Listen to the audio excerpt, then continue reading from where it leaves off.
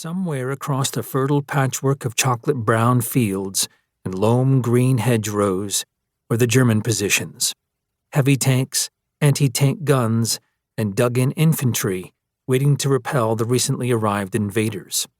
Sam could smell his own sweat mixed with fuel fumes, hot, smoggy air escaping up through the commander's hatch into the relatively cooler summer air.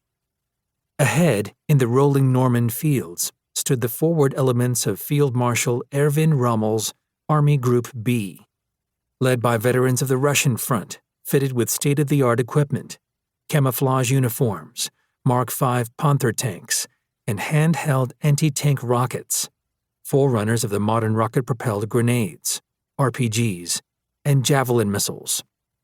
Initial reports from the other U.S. battalion commanders were that even the Sherman medium tank was hopelessly under-armored and undergunned compared to the German Panzerkampfwagen tanks, or Panzers.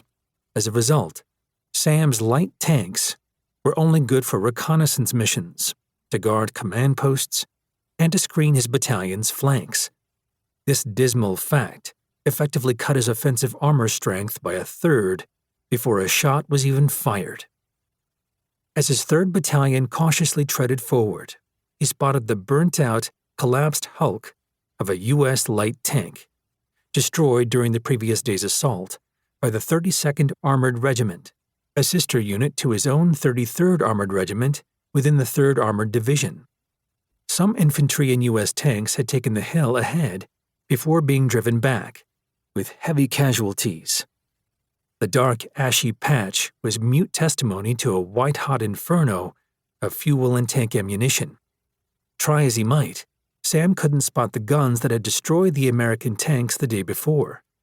Every clump of twisted, bombed-out shrubbery, every earthen wall, every gnarled tree root could be hiding a well-camouflaged anti-tank cannon. One position, a darker shade of brown than its surroundings, an angled shape in the shadows, suggested a half-hidden man-made silhouette, perhaps a Pak-43 anti-tank gun, a low-to-the-ground, long-tubed, high-velocity cannon with killer optics. Inside Hogan's M4 Sherman command tank, 4 other soldiers shared the cramped interior with their commander. The gunner, Technician 5 Clement Pierre Clem Elizondo, a hard-charging emigre to California from the Basque region of France, and the loader, Corporal Edward Ball, sat next to Sam's legs as he stood peering through the commander's hatch. Below and in front of them in the tank's hull was Corporal Addison Darbison. Amid this deadly landscape, Addison worried that his younger brother, William, might soon follow his example and enlist in the tank corps instead of a safer rear-echelon specialty.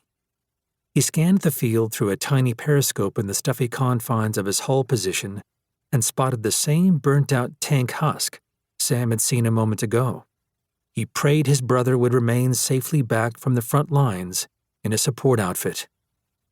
On Darbison's right, separated by the loud metallic gearbox, was the assistant driver and bow gunner, Private Robert Bagani. The men sat at their stations, focused and still, but for the beads of sweat running profusely over brow and cheek. Some muttered soft prayers. Some ran through the mental checklist of what they'd need to do if their tank was hit. The armored fist of Sam's command deployed around him in a giant arc almost 2 kilometers across. He couldn't see them all. They sat in the middle of Normandy's bocage hedgerow country. Solid walls of packed earth and dense trees enclosed each farmer's field.